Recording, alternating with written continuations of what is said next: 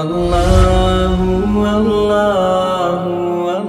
اللہ الرحمن الرحیم۔ ہدایت النحو کا چوتھا باب ہے منصوب کی اقسام، سبق نمبر 18 میں خوش آمدید۔ گزشتہ سبق کے اندر ہم نے مستثنیٰ کے اعراب کی پہلی قسم پڑھی تھی۔ آج کے سبق کے اندر مستثنیٰ کے اعراب کی باقی 3 قسمیں ہم پڑھیں گے۔ عبارت دیکھ لیں، ترجمہ کریں گے، پھر اس کی تشریح کرتے ہیں۔ وَإِنْ كَانَ بَعْدَ إِلَّا فِي كَلَامٍ غَيْرِ مُوجَبٍ وَهُوَ كُلُّ كَلَامٍ يَكُونُ فِيهِ نَفْيٌ وَنَهْيٌ وَإِسْتِفْهَامٌ وَالْمُسْتَثْنَى مِنْهُ مَذْكُورٌ يَجُوزُ فِيهِ الْوَجْهَانِ النَّصْبُ وَالْبَدْلُ وَمَا قَبْلَهَا نَحْوُ مَا جَاءَنِي أَحَدٌ إِلَّا زَيْدًا وَإِلَّا زَيْدٌ وَإِنْ كَانَ مُفَرَّغًا بِأَنْ يَكُونَ بَعْدَ إِلَّا فِي كَلَامٍ غَيْرِ مُوجَبٍ وَالْمُسْتَثْنَى مِنْهُ غَيْرُ مَذْكُورٍ كَانَ إِعْرَابُهُ بِحَسْبِ الْعَوَامِلِ تقول ما جاءني إلا زيد وما رأيت إلا زيدا وما مررت إلا بزيد وإن كان بعد غير وسوى وسوى وحاشا عند الأكثر كان مجرورا نحو جاءني القوم غير زيد وسوى زيد وسواء زيد وحاشا زيد۔ عبارت میں نے آپ کے سامنے پڑھ دی ہے، اس کا ترجمہ دیکھ لیں، پھر اس کی تشریح کرتے ہیں۔ حضرت فرما رہے ہیں کہ اگر مستثنیٰ الا کے بعد ہو، کلام غیر موجب میں ہو، اور کلام غیر موجب ہر وہ کلام ہے جس میں نفی ہو، نہیں ہو اور استفہام ہو، اور مستثنیٰ منہ مذکور ہو، تو جائز ہے اس میں 2 صورتیں، ایک نصب اور دوسرا ماقبل سے بدل بنانا، جیسے کہ ما جاءنی احد الا زیدا و الا زید۔ اور اگر مستثنیٰ مفرغ ہو، بئی طور کے الا کے بعد ہو، کلام غیر موجب میں ہو اور مستثنیٰ منہ مذکور نہ ہو، تو اس کا اعراب عوامل کے اعتبار سے ہوتا ہے۔ تقول جیسے کہ تو کہے گا ما جاءنی الا زید وما رأیت الا زیدا وما مررت الا بزید۔ اور اگر مستثنیٰ غیرہ کے بعد ہو، سوا کے بعد ہو، سواء کے بعد ہو، حاشا کے بعد ہو، تو اکثر علماء کے نزدیک مجرور ہوگا، جیسا کہ جان القوم غیر زید، سوا زید، سواء زید، حاشا زید۔ عبارت ہوگی ہے، ترجمہ ہو گیا، چلتے ہیں اس کی تشریح کی طرف۔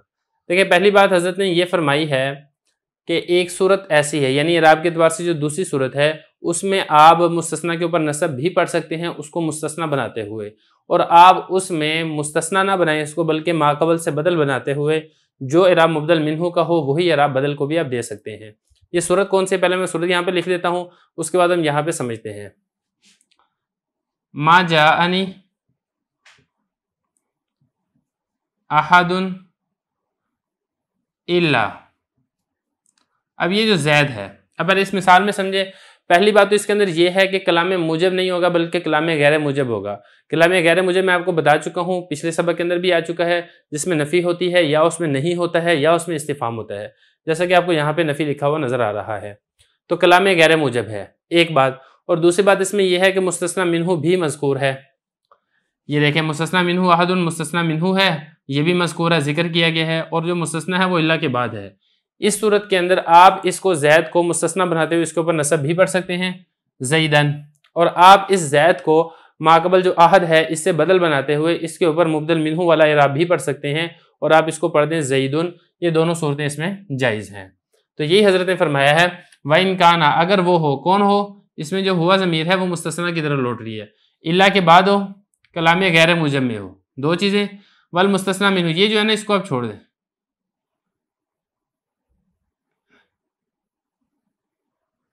دیکھیں ذرا، الا فی کلام غیر موجب میں ہو اور مستثنیٰ منہ مذکور ہو، یجوز فیہ الوجہان، تو اس میں 2 صورتیں جائز ہیں۔ یہ جو وجہان ہے یہ اس یجوزو کا فاعل ہے، اور یہ جو فی ہی ہے یہ فی ہی لوٹ رہی ہے اس پوری صورت کی طرح جو پیچھے یہاں پہ آپ کے سامنے میں نے بتا دی ہے۔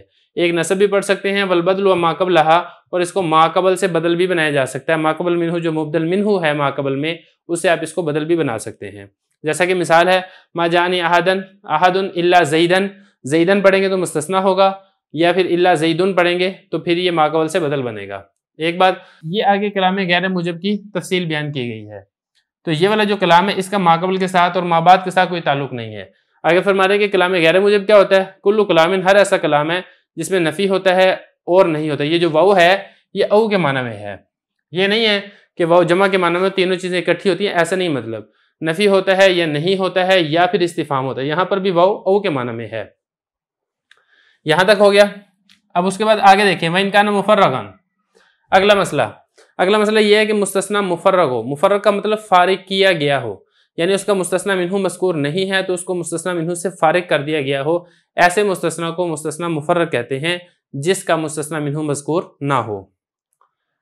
مستثنیٰ مفرغ ہو، الا کے بعد ہو، کلام غیر موجب ہو۔ یہاں پہ بھی اس کی مثال دیکھ لیتے ہیں، بلکہ مثالیں یہاں پہ لکھی ہوئی ہیں۔ لکھنے کی ضرورت نہیں ہے۔ پہلی مثال دیکھیں، مستثنی مفرغ ہے، ما جاءنی الا زیدن، کیونکہ یہاں پہ اس کا مستثنی منہ مذکور نہیں ہے۔ اور دوسری بات یہ کہ الا کے بعد ہے، الا کے بعد ہے، مستثنی مفرغ ہے، اور تیسری بات یہ کہ کلام غیر موجب ہے، شروع کے اندر ما نافیہ آ گیا ہے۔ تو اب اس کے اوپر اعراب کیا پڑھا جائے گا؟ تو حضرت فرما رہے ہیں کہ اس کے اوپر جو اعراب آپ نے پڑھنا ہے وہ عامل کے اعتبار سے اعراب پڑھنا ہے۔ اب پیچھے جاء فعل ہے اور فعل یہاں پر تقاضا کر رہا ہے فاعل کا، تو اس کے اوپر فاعل کا اعراب پڑھتے ہوئے اس کو آپ رفع دے دیں گے اور آپ پڑھیں گے ما جاءنی الا زیدن۔ دوسری مثال میں دیکھیں، ما رأیت الا زیدن، اب زید ہے، مستثنی مفرغ ہے کیونکہ مستثنی منہ یہاں پہ مذکور نہیں ہے، الا کے بعد ہے، کلام غیر موجب میں ہے، تو یہاں پر عامل رأیت فعل ہے۔ اب رأیت فعل فاعل کا تقاضا نہیں کر رہا کیونکہ فاعل تو اس میں تو ضمیر پائی جا رہی ہے، یہ مفعول کا تقاضا کر رہا ہے، تو عامل تقاضا کر رہا ہے مفعول کا، تو لہذا زید کو اس کا مفعول بنا کے اس کے اوپر نصب پڑھ دیں گے۔ اور اسی طریقے سے ما مررت الا بزیدن، یہاں پر بھی مستثنی مفرغ ہے کیونکہ مستثنی منہ مذکور نہیں ہے، الا کے بعد ہے، کلام غیر موجب میں ہے، اور یہاں پر عامل ہے با حرف جر، اور یہ تقاضا کرتے ہیں اس کے اوپر جر کا، لہذا اس کے اوپر آپ جر پڑھ دیں گے۔ یہی حضرت نے فرمایا، اب عبارت دیکھ لیں، وَإِنْ كَانَ مُفَرَّغًا، اور اگر وہ مفرغ ہو، کون مفرغ ہو؟ اس میں ہوا ضمیر ہے جو کہ مستثنی کی طرح لوٹ رہی ہے۔ اگر مستثنی مفرغ ہو بئیں طور کے الا کے بعد ہو، کلام غیر موجب میں ہو اور مستثنی منہ مذکور نہ ہو، کان اعرابہ بحسب العوامل، تو اس کا اعراب، کس کا اعراب؟ یہ جو ہو ضمیر ہے یہ اسی مستثنی کی طرح لوٹ رہی ہے، مستثنی کا اعراب عامل کے حساب سے ہوگا۔ تقول تو کہے گا ما جانی الا زیدن، ما رأیت الا زیدن، ما مررت الا بزیدن۔ اب اعراب کے اعتبار سے آخری چوتھی قسم ہے وہ کیا ہے کہ مستثنی آتا ہے غیرہ کے بعد، غیرہ یہ بھی حرف استثناء ہے، سوا کے بعد آتا ہے، سواء کے بعد آتا ہے، حاشا کے بعد آتا ہے۔ یہ جو چار حرف استثناء ہیں ان کے بعد اگر مستثنی آ جاتا ہے تو پھر اکثر علماء فرماتے ہیں کہ اس کے اوپر آپ نے جر پڑھنا ہے۔ یہ فرمایا وَإِنْ كَانَ بَعْدَ غَيْرَ سوا سوا حاشا، اکثر حضرات کے نزدیک مجرور ہوگا۔ مثالیں دیکھ لیں ساروں کی، جان القوم غیر زیدین، اب یہ دیکھیں زید مستثنی ہے جو کہ غیرہ حرف استثناء کے بعد آ گیا تو آپ نے اس کے اوپر جر پڑھا۔ یہ اسی طریقے سے جان القوم سوا زیدین، سوا کے بعد آ گیا آپ نے اس کے اوپر جر پڑھ دیا۔ جان القوم سوا زیدین، سوا کے بعد آ گیا آپ نے اس کے اوپر جر پڑھ دیا۔ جان القوم حاشا زیدین، حاشا کے بعد آ گیا تو آپ نے اس کے اوپر جر پڑھ دیا۔ تو یہاں تک مستثنی کے اعراب کی جو چار قسمیں ہیں وہ ہماری پوری ہو چکی ہیں۔ اس کے علاوہ ایک مزید بات ہے جو مستثنی سے تھوڑا سا تعلق رکھتی ہے، وہ ہم انشاءاللہ اگلے سبق کے اندر پڑھیں گے۔